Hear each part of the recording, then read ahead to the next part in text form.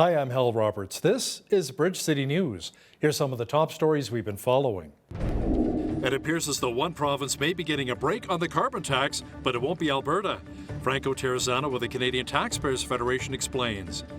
Former Reform Party leader Preston Manning has an update on a citizens group calling for an inquiry into various governments' handling of the pandemic. And Lethbridge City Council looked at the cost of transforming the former Civic Ice Centre into a new sober shelter. Your nation, your province,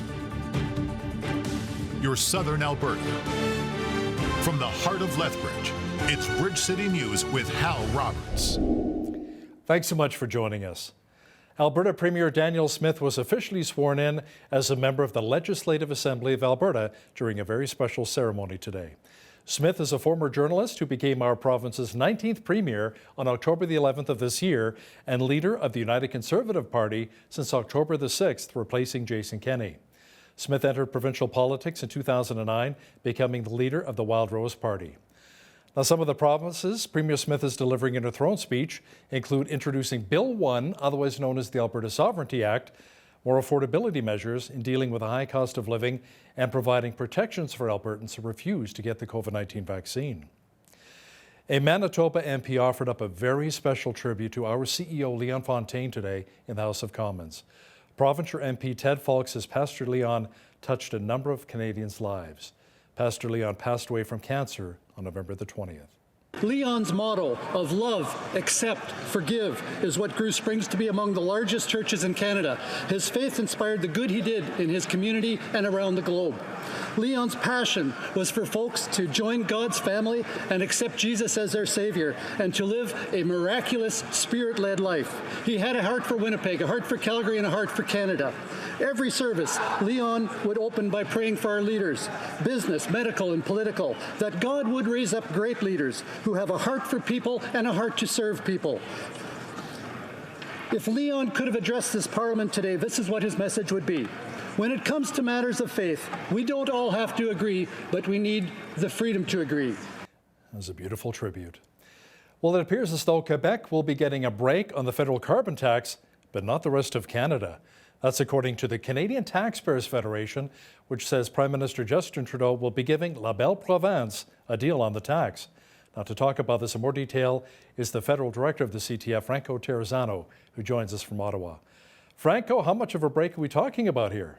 Well, so Trudeau is making every other province pay his higher carbon tax rate while he gives a special deal to Quebec. So next year, Trudeau's carbon tax will increase the price of gasoline by 14 cents per liter.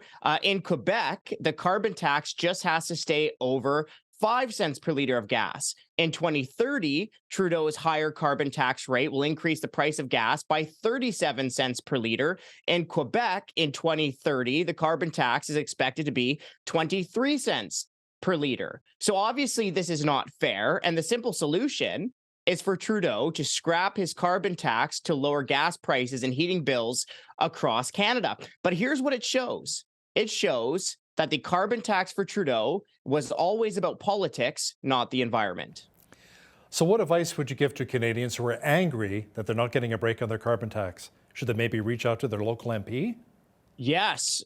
Call your local MP, email your local MP, show them the receipt when you go to the gas station or your home heating bill and tell them you can't afford this. And you know what? What's so frustrating is that the Trudeau government continues to play word games with Canadians. We continue to hear the Trudeau government claim that people are going to be better off with its carbon tax and rebate scheme, but the parliamentary budget officer shows that this is incorrect. According to the PBO, the carbon tax next year will cost the average household in 2023 anywhere between $400 all the way up to $847, depending on what your province you live in, even after the rebates. So the carbon tax is driving up the price of gasoline, and it's driving up the price of home heating at the worst possible time. Thanks so much, Franco. That was Franco Terrazzano, Federal Director of the Canadian Taxpayers Federation, joining us from Ottawa. Prime Minister Justin Trudeau visited the graves of the victims of the mass stabbing at the James Smith Cree Nation. Trudeau was accompanied by Minister Patty Hajdu, along with Chief Wally Burns and Chief Calvin Sanderson. They visited St. Stephen's Anglican Church, where 7 of the 11 victims are buried. Trudeau says that his government is there to support those with the James Smith Cree Nation and pledged more than $60 million for the Saskatchewan First Nation.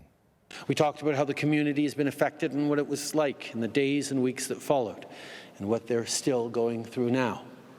We also talked about the need for improved policing and community safety, and the need for better mental health and wellness care. And our government is here to help, both in the immediate and in the longer term.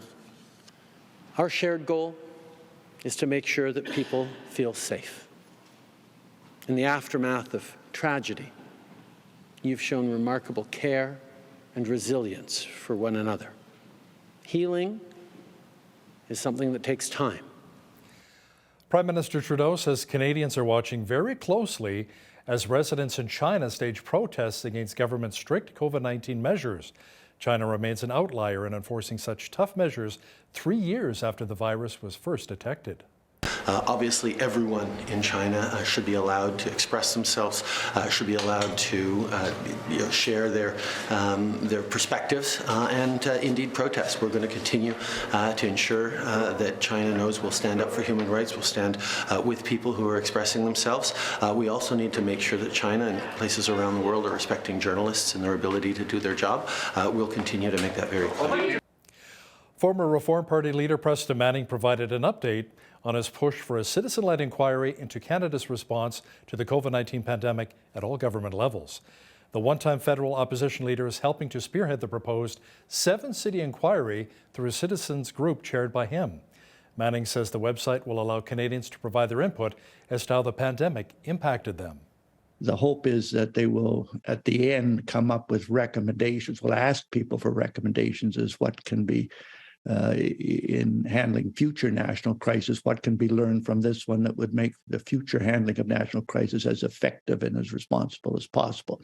So that's basically the purpose this morning, is to announce the website is now fully prepared to receive suggestions for commissioners. We're inviting people to go to that nationalcitizensinquiry.ca and click on call for commissioners and give us your suggestions. One of the things this inquiry will try to do is to remove the fear factor from the discussion of the COVID-19 phenomena and the government's responses to it. In a democracy, when people are afraid to tell their stories or to provide alternative views, that's not a good thing. And hopefully this inquiry can remove the fear factor. A number of Canadians are still not happy with the Trudeau government's fall economic statement or mini-budget. You can include the parliamentary budget officer. Political reporter Brian Lilly says the PBO was pretty hard on the Liberals for their increased spending. The government spent weeks leading up to the fall economic statement saying, we have heard the message, we are pulling in spending, we are going to be fiscally responsible. They made it sound like if you had new spending, you had to cut from elsewhere. None of that came true. Everything went up. And we're not talking year over year, we're talking from April to November. The spending went up by $20 billion. Mr. Lilly will also have an update as to how the Trudeau government is going after farmers and duck hunters with Gun Bill C-21. He'll have details coming up after business news. Lethbridge City Council voted unanimously on Tuesday to approve the 2023 through 2026 operating budget. That means that the municipal tax rate is 5.1% for each of the next 4 years. That's equal to just over $129 per year per single-family home based on an average market value of $285,800. Lethbridge Mayor Blaine Higgins says this was a very tough decision, but one that had to be made. It's set as 5.1, and that's what it is currently going forward, but I'm hoping that we could come back, find some additional efficiencies that we can find throughout the corporation and reduce that. Now, it's something that's what our role is, and as we give direction to city manager and his team, but it is 5.1, so let's not think, well, the mayor said that we're going to reduce this here in 2 years. We're looking for those efficiencies, and we hope to be able to do that as we find efficiencies within the corporation. Back in 2019, there was a 1.82% municipal tax rate increase, which was the lowest level in 20 years. Lethbridge City Council voted unanimously to have city officials look at other proposed sites and not just the Civic Ice Centre for a proposed sober shelter. The What We Heard report says a final decision has not been made whether the Civic Ice Centre will be converted into that potential shelter. According to a recent study, the building would need between $500,000 to $750,000 for renovations, and it's not yet known if the city or province would be footing the bill. Additional information from the report says if a sober shelter was to be built, the space at the Civic Ice Centre wouldn't be ready for use until the fall of 2023. Well, it was another chilly day across much of southwestern Alberta today. Angela Stewart is out in the field at the Helen Schuler Nature Centre and has a sneak peek at the forecast. Angela, it appears as though the cooler temperatures will remain and we could see snow again soon? Yeah, that's exactly it, Hal. It's going to be quite chilly over the next couple of days as those wind chills are going to be kicking in. Tonight, the low -20 with that wind chill, though, making it feel more like -27. Now, as we look ahead to Wednesday, light snow, a high of -13, but keep in mind in the morning that wind chill again, very cold, -30. In the afternoon, warming up just slightly to -27, but still quite brutal and quite cold. So make sure that you are layering up if you are going to be heading out. As we look to the rest of the week, I'll have all those details coming up later in the show. Great. Thanks so much, Angela. The first official day of winter is not until December the 21st, but we've already seen our fair share of snow and cooler temperatures, haven't we? Peter Van Leer is a licensed auto mechanic and the owner of Southern Alberta Auto Care. He says when it comes to winterizing your vehicle, having the proper windshield washer fluid is key. You definitely want to have the winter fluid in there. That's rated for about -40, 45. And make sure you do that while the weather's still warm, because a lot of people put summer fluid or bug wash in there, which will freeze up and literally crack your windshield washer fluid reservoir. And then some of those are not fun to change, or they are expensive. Van Leer will also discuss the difference between all-season versus all-weather tires with BCN's Jeanette Rocher coming up later in our broadcast. Water main breaks are something that we see more often as the mercury drops here in our city. The city of Lethbridge says fortunately we're on a downward trend in the number of annual breaks. The city's water and wastewater operations manager says crews have responded to 25 breaks in 2022. Now that is down compared to the 35 we experienced in 2021. The 10-year historical average for breaks has been about 48, and if we go back 20 years, we see that it's about 57. So there's some positive news that the ratepayers are experiencing. One of the reasons I feel that the water main breaks have been decreasing is the water utility does have a proactive asset management program where we try to replace approximately 2 kilometers of pipe a year. Most of the pipe that's replaced is older cast iron pipe that's found in the older neighborhoods. This makes up about 9% of our distribution system, or about 57 kilometers. City officials say they hope the downward trend of less water main breaks will continue well into the new year.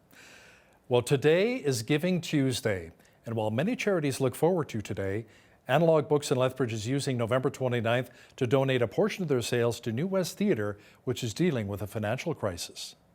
We've been a huge supporter of the arts, and especially New West Theatre. They're one of our favorite places to go personally, but also huge supporter of their programs. Last week, we got a notice from New West Theatre that they were undergoing some issues, and that they're running a promotion called Save Our Stage.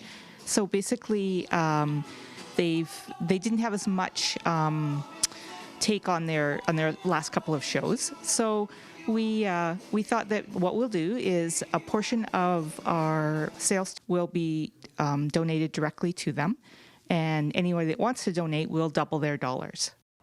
Warren says the downtown business owners are a tight-knit group, and they hope residents will continue to give and support community theatre here in the city. Now, in keeping with the Giving Tuesday theme, the University of Lethbridge has launched their Buy a Student a Breakfast campaign. Every dollar donated to this initiative will be matched by the university to provide up to 500 breakfasts for a total of 1,000 student breakfasts. Officials say the meals will be dished out during the first week of final exams in December. Any funds raised above and beyond their goal will be donated to the Students' Union Food Bank. Now, a study back in 2017 found that 25% of students at the university admitted to having run out of food without having the resources to purchase more. More information about the University of Lethbridge's Buy a Student Breakfast campaign can be found on their website. Lethbridge Operation Christmas Child delivered shoe boxes to Calgary full of toys, school supplies, and other essentials. The boxes will be heading out overseas to kids most in need.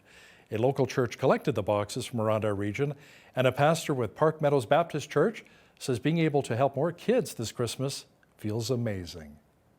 It is a beautiful thing to see volunteers, to see the community and the city and the surrounding area of Lethbridge to be united to come and bring these gifts for kids to receive for the very first time. I mean, that just warms your heart. And as a pastor, I pray for these kids. I pray for the boxes, that God's will would be done and that He would just open their eyes in amazing ways. A total of 3,039 boxes from our area were sent to Calgary to be sent out overseas. This weekend, Lethbridge Police will be setting up a charity check stop at the NMAC Centre, where officers will be accepting donations of new unwrapped toys and non-perishable food items. It's all part of the Christmas Hope campaign. This is the third annual check stop, and Constable Stuart Cambites says this event is a great way to get everyone involved. It's great for the community members we love to be able to provide in any kind of way to the community, and it's great for the police officers to have that positive relationship, those positive interactions with the community. It's great. A number of re-enlisting, I'll call them, volunteers from our service, as they just love the interaction with the community and that positive spirit, that positive vibes that come with it. By the way, the check stop at the NMAC Centre will be taking place on Saturday from noon until 4. Here is some spectacular imagery. Lava shooting into the air and flowing downhill as Hawaii's Mauna Loa volcano continues to erupt for the first time in almost 40 years. For now, the lava is not threatening any homes or communities, and no evacuation orders have been issued just yet. Wow, that's incredible. Well, here in southwestern Alberta, make sure your snow shovel and snow brush are handy. More of the white stuff is on the way. Complete weather details are coming up.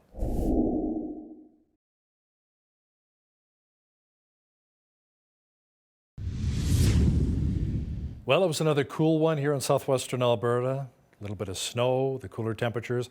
Angela Stewart is out on location at the Helen Schuler Nature Center and has all of the weather details. Angela, it may be a good idea to have a snow shovel close at hand since colder temperatures and even more snow are on the way. Yeah, colder temperatures and more snow is on the way for our region, keeping in mind that we will also be experiencing some pretty brutal wind chills over the next couple of days. -13 for Wednesday with periods of snow. That wind chill -30 in the morning, -22 for the afternoon. There is a risk of frostbite, so make sure to layer up if you are heading out.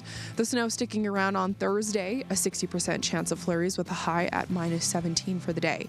-17 as well for Friday. We will also be getting some sunshine and warming up on Saturday, the high only -2. Sunday, a chance of snow, -9, and that snow tapering off into Monday for a mix of sun and cloud and -8 for the day. The average high for this time of year is 1. The average low is -9. So we are well below that average, 16 degrees. That was our highest temperature recorded back on this day in 1969. The record low was -31 back in 2006. 8:04 was the time that the sun rose this morning. Our sunset was at 4:36, giving us just over 8.5 hours of daylight today. As we look at temperatures on the coast for Wednesday, we're seeing a chance of showers in Victoria. 5 degrees the expected high. Same picture in Vancouver, showers and 5 the high. Snow expected in Calgary tomorrow, -18 for the day. -14 the high in Edmonton with snow about 2 to 4 centimeters. Looking at the rest of the prairie, Saskatoon sitting at -18, the wind chill -24 in the morning, -30 in the afternoon. Make sure to bundle up. That's the same picture in Regina. There is a risk of frostbite. The wind chill -24 in the morning, -30 in the afternoon, but the high reaching -15 for the day. Winnipeg, a few flurries, -10 for the high. The wind chill -23 in the morning. To the central part of the country where we are seeing wetter conditions across the board. Periods of rain in Toronto tomorrow, 10 degrees for the high. Rain also in Ottawa, 8 degrees the expected high for Wednesday. 9 degrees and rain in Montreal, about 10 to 20 millimeters. There is a chance of showers in Fredericton, 8 degrees the high. Increasing cloudiness in Halifax for Wednesday, 8 for the expected high there. Charlottetown, 5 degrees and mainly sunny, and mainly sunny skies in St. John's, -3 for the high. And that's a look at your full forecast from the Helen Schuler Nature Center here in Lethbridge. Today's weather report is brought to you by Ridge Utilities, providing competitive rates for electricity, natural gas, and internet, while investing back in communities across southern Alberta. Royal Bank of Canada is looking into purchasing HSBC Canada. The cash deal worth $13.5 billion is expected to close by the end of 2023. Canada's largest bank will acquire all of HSBC Canada shares at a price that works out to 9.4 times the unit's adjusted 2024 earnings of $1.4 billion. HSBC Canada held $134 billion in assets as of September 30th and has around 130 branches along with 4,200 employees. The banking segment has around 2% of Canadian mortgages and deposits. Canada recorded stronger than expected economic growth in the third quarter, but economists say the underlying numbers suggest the economy may be weakening. Stats Canada says the economy grew at an annualized rate of 2.9% between July and September, mainly due to an increase in exports. Stats Canada's early estimate for October suggests the economy stayed flat in the first month of the fourth quarter, where economic growth is expected to slow in response to rising interest rates. Suncor Energy has decided to keep its Petro-Canada retail business. This followed a review that included what it would mean to sell the operations. The review came after it reached a deal with activist investor Elliott Investment Management, which expressed frustration with its performance. Officials said keeping the retail business would generate the highest long-term value for shareholders. The company says it will instead look to improve its retail operations.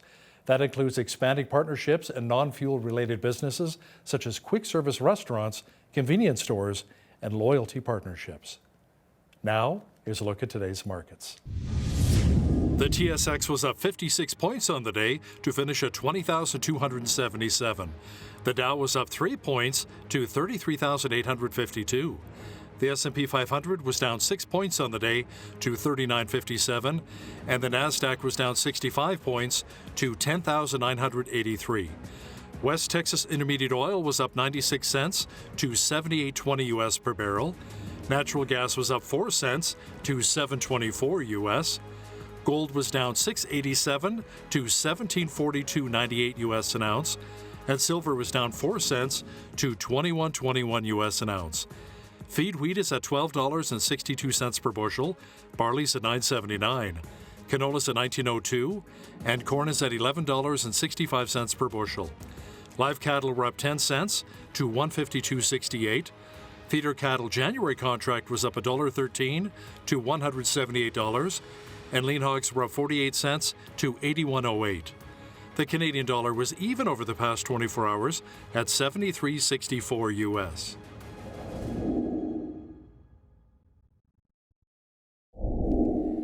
Recapping one of our top stories, Alberta Premier Daniel Smith was officially sworn in as a member of the Legislative Assembly of Alberta during a special ceremony. Smith is a former journalist who became our province's 19th premier on October the 11th of this year and leader of the United Conservative Party since October 6th, replacing Jason Kenney. Some of the promises Premier Smith is delivering in her throne speech include introducing Bill 1, the Alberta Sovereignty Act, more affordability measures, and providing protections for Albertans who refuse to get the COVID-19 vaccine. More details are coming out on the gun bill C-21 from the federal government, which many argue is an attack on hunters and farmers. Political reporter Brian Lilly will have details for us momentarily. Listen, if you see news happening in your community, be sure to drop us an email at info@bridgecitynews.ca. We'd love to hear from you. Here's today's Bridge City News community calendar. Come out and support the 26th annual Canadian Tire Teddy and Toque Toss at the NMAX Centre taking place Friday, December 9th. Enjoy an energetic hockey game between rivals the Lethbridge Hurricanes and the Medicine Hat Tigers. And on the first Hurricanes goal, throw a stuffed Teddy or Toque, which will be collected and given out to kids in need. Fans can visit both Canadian Tire locations in Lethbridge, and with a $15 Toque or Teddy Bear purchase, receive a free ticket to the game. Tickets can also be purchased at the NMAX Centre or online at lethbridgehurricanes.com. The Interfaith Food Bank is looking for volunteers to help in administration, the warehouse, and kitchen. The commitment is 3 to 4 hours once or twice a week. Through your help, you'll be providing food security in our community and enjoy a sense of purpose by serving others. For details on volunteering, contact Bill at volunteer@interfaithfoodbank.ca or by calling 403-320-8779. And that's today's Bridge City News Community Calendar.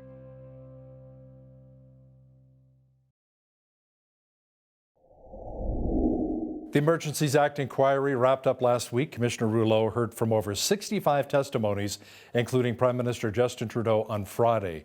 Now, to talk about this in a little more detail is political reporter and Toronto Sun columnist Brian Lilly, who joins us once again from Toronto. So, Brian, let me ask you something. What comes next? Well, right now, what the commission is hearing from are a series of panels. So it's not really witnesses. Today, for example, they've got a panel of academic experts, and they're having a long, drawn-out discussion. It's not like what we've seen over the past several weeks, where it's interrogation or cross-examination, where you've got a commission counsel asking questions, probing, trying to get facts. They're having discussions on things like, how do we handle disinformation and misinformation online? How do we handle social media and what people are consuming? So that's today's example. And there'll be other panels over the next few days. At a certain point, they're probably writing them right now, the different lawyers for different aspects of this inquiry will be writing their final submissions. So you're going to have final submissions from the Commission Council, final submissions for the Government of Canada's lawyers, who we saw take the Prime Minister through some of the easiest questioning that he saw last week. The convoy lawyers, the JCCF, the Canadian Constitution Foundation, the Canadian Civil Liberties, all these groups will submit their final written proposals. Sometime, around Christmas, around New Year's, you're going to see Justice Rouleau go take all of this in and try and synthesize it down. We may have seen 6 weeks of testimony, but there were months of planning leading up to this. The government called the inquiry in April. There was a lot of, witness interviews that we saw during the testimony. So all of that's going to be taken. It's going to be synthesized by Justice Rouleau and his team, and he's going to come up with recommendations. Nobody's going to get charged out of this, by the way. For anyone that thinks a public inquiry leads to charges, it doesn't. Nobody's going to lose their jobs. There will be a finding of, was the government justified or not? How harsh or soft that will depend. There will be recommendations perhaps, but that's going to be it. And that will come out towards the end of February. Now, there was a lot of commentary on Prime Minister Justin Trudeau's testimony, Brian. Some say he performed quite well, while other people, including Freedom Convoy lawyer Eva Chipiuk, who we've had on our show a number of times, called him out for calling Canadians names during the protests. So what were your thoughts following our PM's testimony at the public inquiry? Well, I don't understand why, when Eva Chipiuk had that opportunity to question the Prime Minister, that's what she focused on. Look, I understand that hurt a lot of people. That may have been a driving force for a lot of people to support or join the convoy, but it had nothing to do with the central question of the inquiry, which is, was the government justified in invoking this act? It simply doesn't matter in a legal sense in that way. As I said, I understand the hurt, all of that, but in a legal sense, was it justified in invoking the act? This doesn't matter. And so I think that they could have focused in on that. The Prime Minister gave a great performance from a public relations perspective. And so, look, there's different types of people when it comes to the Emergencies Act inquiry. There are those who supported the convoy. And for most of them, nothing that comes out of this will change their view that the convoy was completely justified, that the government's actions were unjustified. There were those who were completely opposed to the convoy, who nothing will change their view that, you could have had the army shooting them in the streets and they would have said, yes, that's justified. There's an awful lot of Canadians in the middle, Hal, who aren't paying attention to this, who want to put COVID behind them. What are they going to see from the Prime Minister? They're going to see a performance that seemed reasonable. Now, he gave a very good performance in terms of a public relations point of view, but did he justify his government's use? And on that front, I would say no. He was empathetic. He was not the usual smug, arrogant self. Outside of a couple of examples, such as saying, I never called people names, or saying, you should read the police plan, then admitting he hadn't read it and it's redacted from the public. Other than a few instances, he did surprisingly well, but he didn't justify the use of the act. I would say that last week, what the government did was make a good case for amending the act. At best, that's what you could say. You could say, okay, well, the government made all these arguments about economic harms and that it should, maybe we should include that in the act. And we can have a debate about that. But they didn't make the case that the act was justified, in my view. And so it'll be up to Justice Rouleau to take all that in and take in the views of myself and others and the witnesses they heard and come to his own conclusions. Now, Public Safety Minister Marco Mendicino also testified at the inquiry, Brian. He grabbed a lot of headlines for texting the Justice Minister about using tanks during the Freedom Convoy. Tanks on Canadian citizens. Was this just a joke in poor taste? If it was a joke in poor taste, it never should have been made. Look, when Jeremy McKenzie, the guy who is seen as the head of Diagolon, whatever you think of Diagolon, he made a joke in a podcast about raping Pierre Poilievre's wife. Nobody's going to look at that and say, oh, well, he was just joking. That's a good defense. Well, neither is just joking about using tanks on Canadians. But look, the government supporters, Hal, won't accept that. They'll just say, well, he was only joking. You shouldn't talk about this. The reason Mendicino made that quote unquote joke in very bad taste is that the Justice Minister, the Attorney General of Canada, was urging the Public Safety Minister to use the Canadian Armed Forces. And there is nothing in that text message or the testimony that shows that David Lamette's view that the Canadian Armed Forces, as of February 2nd, when he made the comments, so this is just a few days into the convoy protest, he felt by February 2nd that the Canadian Armed Forces should be used on a civilian protest. That was not a joke. So whether it's a good joke or a bad joke, you can't say that was a joke. That was a Justice Minister urging the Attorney General, urging the Solicitor General to use the army to quell a civilian protest. And that is unacceptable. And the fact that Mendicino didn't push back at all, didn't say, David, you're going over the line, that's troubling as well. So even if we accept the joke premise, which I don't, this is incredibly troubling that these two men were discussing the situation in this manner. So have the Conservatives called for both Mendicino and Dave Lamette to resign? Several people have, and including my colleague Warren Kinsella in the Toronto Sun. Kinsella would be upset if you called him a liberal now, because he says he doesn't recognize himself in this party. But this is a guy who worked for Jean Chrétien for years and has been a liberal pundit over many years. He wrote a column saying that these two need to resign or be fired at the earliest opportunity by voters. It's hard to see that that's an incorrect statement. These guys were joking about using tanks. And worse than that, worse than the joke about tanks, is the Attorney General urging the Solicitor General to use the Canadian Armed Forces to quell a protest.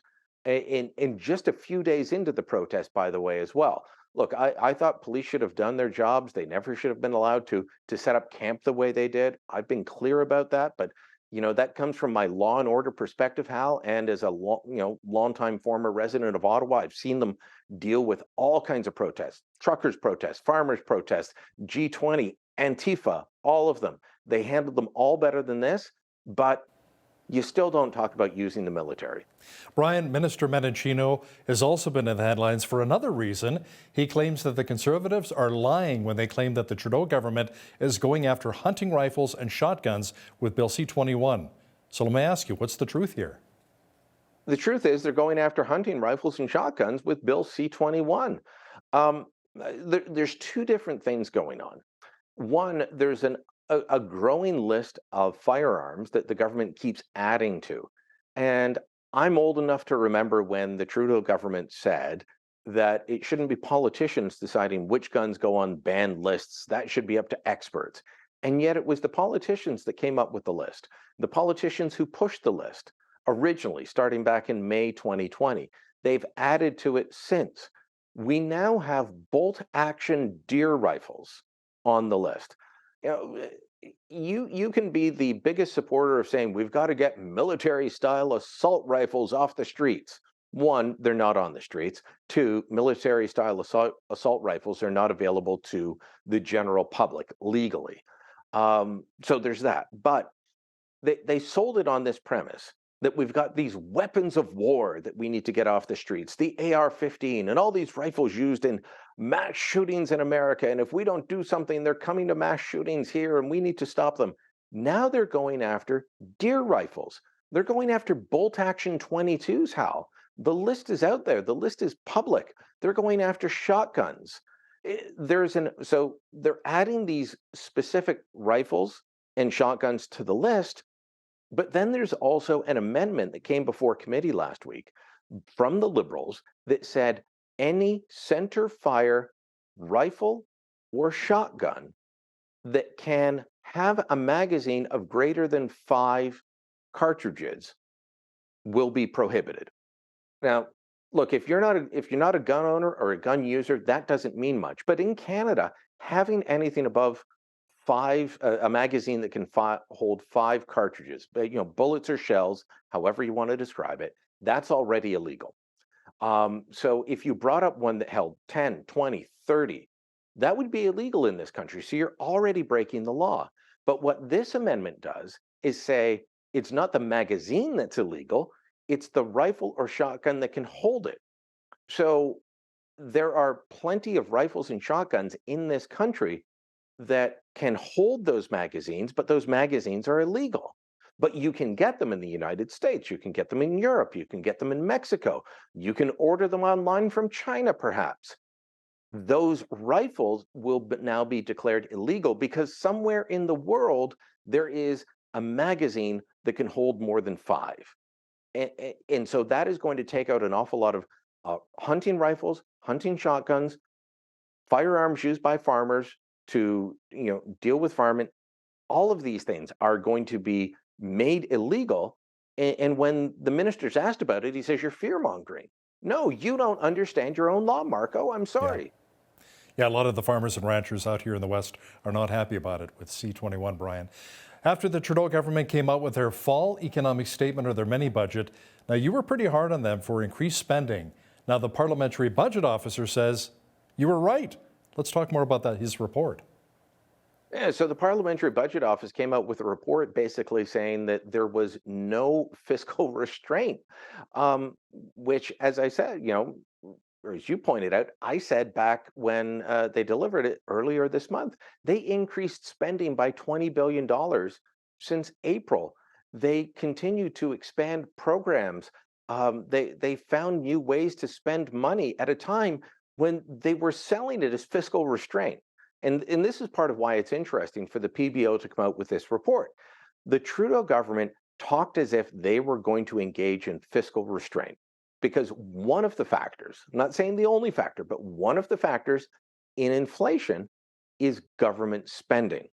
This has been confirmed by the Bank of Canada governor at a recent appearance before a committee. Conservatives asked them, if the government spending was lower, would the impact on inflation have been lower? Yes, Tiff Macklem said. So this is very much a concern. And the government spent weeks leading up to the fall economic statement saying, we have heard the message, we are pulling in spending, we are going to be fiscally responsible. They made it sound like if you had new spending, you had to cut from elsewhere. None of that came true. Everything went up. And we're not talking year over year, we're talking from April to November. The spending went up by $20 billion. And the spending will continue to go up over the next several years, which means that the deficits will continue to grow, the debt will continue to grow, and we are spending more on servicing the debt than we are on several key programs. Soon, that will overtake what the federal government spends for health transfers to the provinces. That should be worrisome for everyone. You want the government to spend on programs? They can't if they're spending on debt. Yeah, we're going to have to pay that back. Brian, we only have a few short moments left here, but I wanted to chat with you about a potential spring election. What are you hearing? Well, look, there's speculation that it could be happening. I'm not sure that it's going to, and you know that I've been bullish on the Trudeau Liberals looking for an opportunity for an election before. But what we can tell you is that they're going to be ready for one regardless. They've sent out a memo to all incumbent MPs, so not candidates, but people who are already MPs, and told them, you got to knock on 3,500 doors by March. You got to have 7,500 phone calls. You have to have 65% of the expected election expense limit by March 1st, and you got to sign up 40 more monthly donors. All of these things have to happen. And if it doesn't, we're going to let other people challenge you. So that tells me that they're at least being ready in case something happens, even if that's not the route they want to go at this point. Political reporter and Toronto Sun columnist Brian Lilley, thanks so much for your time today. Thank you, Hal.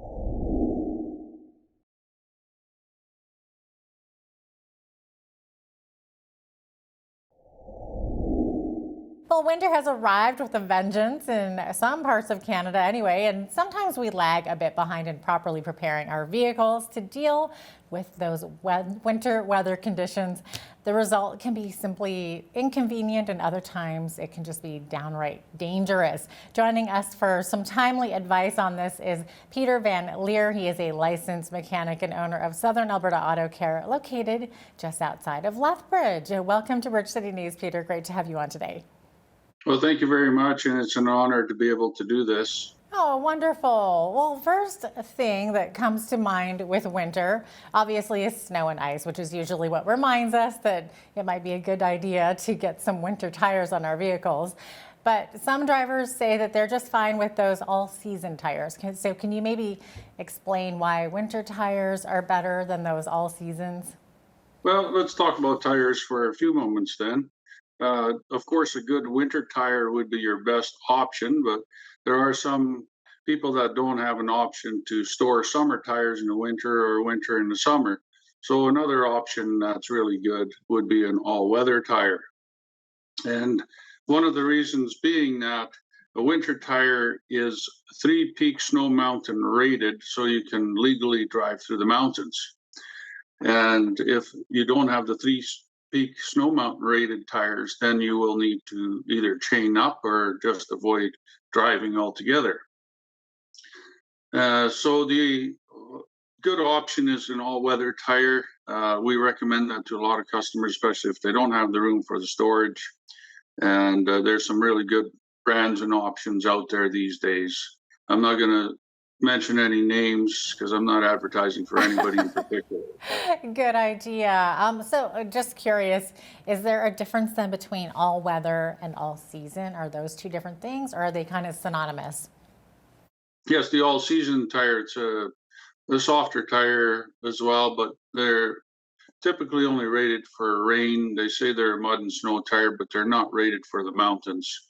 And I mean, some of the tires are geared more towards the winter and some geared more towards the touring side, which is a highway tire. But my recommendation would be a winter or an all-weather tire. Okay, great. Now, can you maybe explain why those tires are better? Well, they're softer material, and they'll grip. They got what they call siping on it, which is all the little grooves that are cut into the tire. And they're designed to grip the snow better. Now, of course, if you deal with an icy situation, you're better off with a studded winter tire, but that has its downsides as well, because when you're doing a lot of highway driving, even in the winter time, the highways are often dry and will wear the studs down faster than they're designed to. And the siping is, of course, good on snow, but not on ice necessarily. It does help, but you still got to drive cautiously and according to conditions. And of course, there's a price tag when we're talking, attached to that the winter tires or the extra set of tires. So some people put on just 2 winter tires as opposed to 4. Is that a good idea? Well, Maybe save some money. That is never a good idea because the two winter tires will potentially cause a control issue. Okay. For the reason that your winter tires are going to have much better traction ability, and whatever the other tires are that you have will not. And you could spin out of control very easily and cause an accident or worse. Okay, so good to keep that in mind. That is a very bad idea. We always replace them in sets of 4 on a winter or an all-weather tire. Okay, so what about tire pressure? Should we keep it a bit higher or lower for winter conditions? Well, lower tire pressure, of course, will give you a little better traction, but it's highly recommended to. There's a rating on the side of each tire that says maximum PSI cold, which would be best rated at about room temperature. And it's better to keep your tires inflated at that. Now, as the temperatures get colder, sometimes people say, well, it looks like my tires are low, and that's simply because of the contraction of the air because of the cold. And then when they're hot, they expand. Yeah, for sure. So, freezing cold temperatures, not exactly a friend to starting your vehicle. So how do we know when it's time to get that battery replaced? Well, it's something that we can always do. We can test the batteries, of course, for strength, but batteries are known to fail without warning. And they can do that one day, you'll start it up fine, and then next morning or so, you'll go to start it and it won't do anything or it'll barely make a noise. Of course, with the colder temperatures brought on, your battery power, the available power to starting the vehicle is significantly less. So if you can get a battery warmer or a trickle charger on there, that'll be very advantageous because it keeps the temperature of the battery up a little higher. Mm-hmm. And of course, many drivers, especially in the colder climates, plug in their engine block heater overnight to help for a better start in the morning. So any advice on how long this needs to be plugged in for, or at what temperatures you should be doing this? Well, different vehicles will have a different block heater setup. So if you got a block heater setup that's thermostatically controlled, you could leave it plugged in at all times. Otherwise, if you got a block heater that's rated for, say, 750, 850 watts, or even 1200 watts, you can plug it in for about 3 hours before you leave. And you can get a timer that you can buy at any big store and set it up so that if you know you're going to be leaving or what time you're going to be leaving, you can set it up 3 hours ahead of time. But there are other ones, lower wattage, typically in some of the imports and diesel imports that are only like 50 watts or 75 watts. And in that case, they definitely won't warm up if you're like minus 20 or below that on time to be able to get a good start. So I would recommend those ones to stay plugged in. Okay, good advice there. Okay, so when it comes to jumper cables, something that's a good idea, obviously, to keep in your car, especially in this cold weather. So does it make a difference as to what kind of cables you have in your car?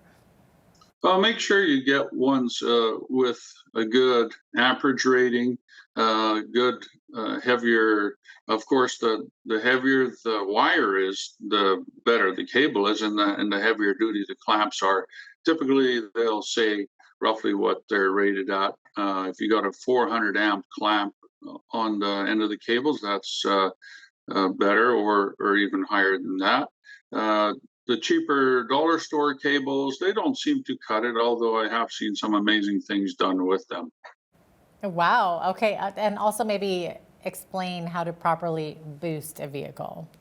Okay, so the best way to do that is hook up your dead vehicle first. Doesn't matter in which order, positive or negative, but let's just go with the positive first. Hook up the negative. Then on your live vehicle, now the note there is some of these vehicles, you're better off to shut the vehicle off because you might end up blowing a computer up because they're sensitive to voltage surges. Then on your live vehicle, you hook up the positive first and then go away from the battery and hook up your negative cable to an alternate ground source, such as a alternator bracket or some kind of a aluminum or steel metal bracket on the engine.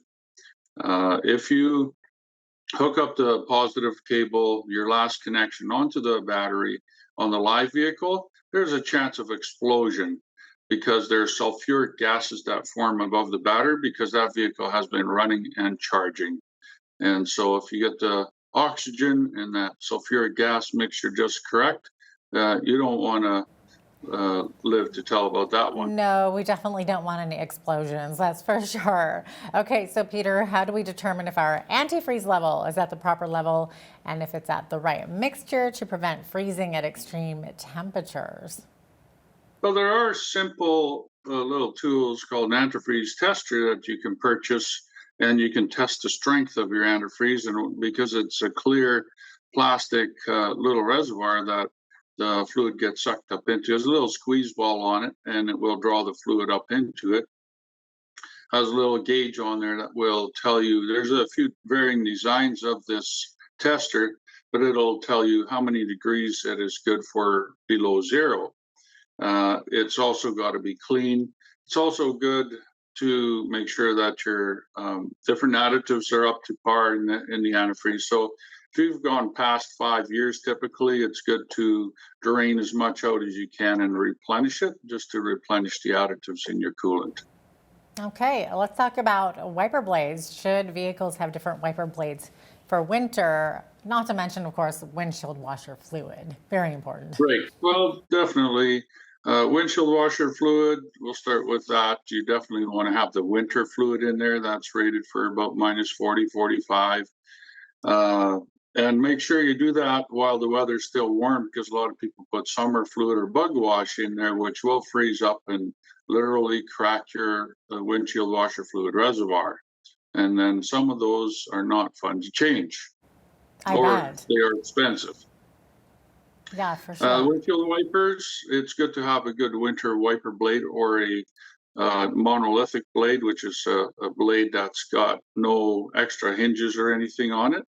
And because otherwise it'll ice up and it'll not contour your windshield correctly. Also, regarding wiper blades, make sure you break your windshield wipers loose before you start the vehicle, because you could either strip out your mechanism, you could break a wiper blade. There's a number of different things that can be hampered if you turn on the wipers without breaking them loose first. Really good advice here, Peter. I actually didn't even know that there were different types of washer fluids for different seasons. So thank you for that, definitely. And, you know, we often also see people driving with iced up windshields and windows. Should we be checking our blower fans and defrost regularly? Well, one thing that happens, and it's often neglected as well, is the cabin air filter. Most vehicles these days have them. And so the air gets filtered through the cabin air filter before it enters the cabin through the vents or defrost. And being overlooked and collecting dust and different debris from driving over the years, it can hamper the amount of air that's flowing through the vents. So that's one thing to check if your vehicle is equipped with. Typically, your fan will blow. The other thing is if it's not blowing, then you've got another problem, perhaps electrical.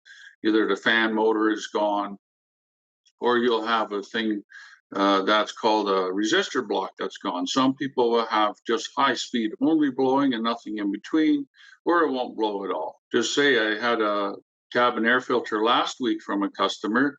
The mice had been in there and had packed the thing full of wheat. So there was hardly any airflow through there whatsoever. Oh, wow. So check for mice in the wintertime as well. What about oil? We obviously get our oil changed any time of the year, but is there a certain type of engine oil that's adjusted for winter? Well, it used to be typically years ago that you had your 530 and your 1030 oil, and you'd go to a 530 in the wintertime for a lot of vehicles. But these days, you got to be careful because engines are specifically designed for certain oils. You got the synthetic 020s in a lot of the import vehicles. There's still 530s available for some of your domestics, 520 typically. Most of the Ford vehicles will use a 520 oil. It's better to stick with what it's designed for. And also, my advice by experience is If your vehicle is not designed for synthetic oil, stick with just general, with the regular oil or a synthetic blend of oil. Synthetic oil does not have oil seal swelling properties in there, so you could end up with engine oil leaking. Okay, are there any other fluids that are susceptible to trouble in the winter while we're on the topic of? Well, you always got to look at all your fluids, your power steering fluid, check if there's any contamination, your brake fluid, check it for contamination. And if that's the case, have it flushed out. I do, however, not recommend engine flushes or engine cooling system flushes. You may end up with bigger problems down the road.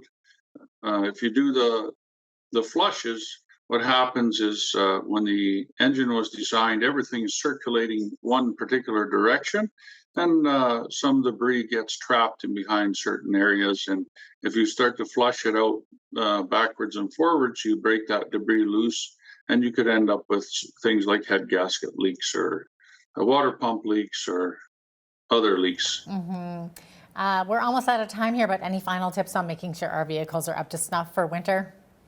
Well, definitely, winterizing a vehicle is something not to be neglected. And if you go to your mechanic and just ask him to do a winterizer inspection, and everything from tire pressures to fluids, again, windshield wipers, make sure everything's blowing good, and so also check your belts and hoses for cracks and leaks, and yeah.